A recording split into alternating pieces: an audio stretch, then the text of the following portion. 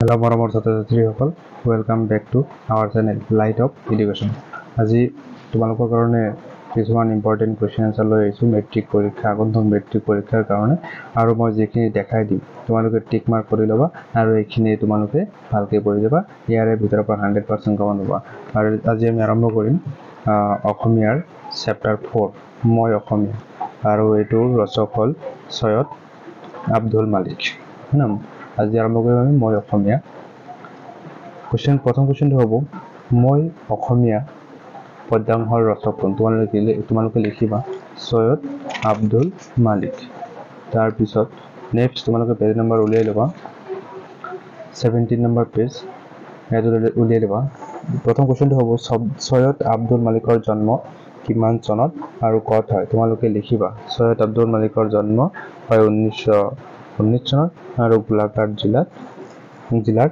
জিলাৰ নাহৰণি তাৰ জন্ম হয়। তাৰপিছত কুৱেশ্যন আহিব যে সৈয়দ আব্দুল মালিকৰ কবিতা পুথি কেইখনৰ নাম লিখা। তোমালোকে লিখিবা এটা আছে বেদুইন, তাৰপিছত স্বাক্ষৰ, তাৰপিছত স্বপ্ন দুঃস্বপ্ন, তাৰপিছত কিছু কথা আৰু ছন্দহাৰাৰ কবিতা। তাৰপিছত কুৱেশ্যন আহিব সৈয়দ আব্দুল মালিকৰ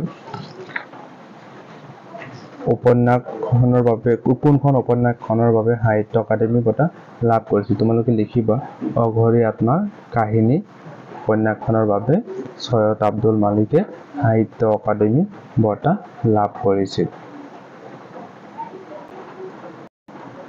নেক্সট পেজ নম্বৰ 20 উলিয়াই লোৱা।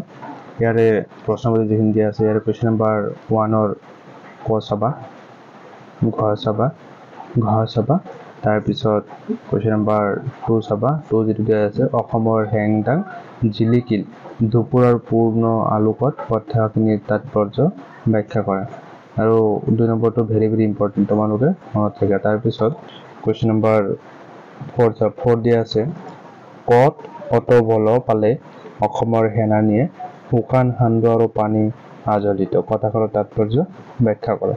এইটো ভেৰি ইম্পৰ্টেণ্ট। নেক্সট তোমালোকে কুৱেশ্যন নম্বৰ 8ৰ ক চাবা। তাৰপিছত পেজ নম্বৰ 21 উলিয়াই লোৱা। ইয়াতে কুৱেশ্যন নম্বৰ যিটো 8 আছিলে 8ৰ খ চাবা। খটো কি ভেৰি ইম্পৰ্টেণ্ট, মষ্ট ইম্পৰ্টেণ্ট এইটো। তাৰপিছত তোমালোকে কুৱেশ্যন নম্বৰ 10 চাবা। 10 কবিয়ে কিয় মৰাৰ পাছতো পুনৰ অসমতে জন্ম ল'ম বুলি ভাবিছে বুজাই লিখা। তাৰপিছত মই অসমীয়া কবিতাটোৰ সাৰাংশ নালাগে।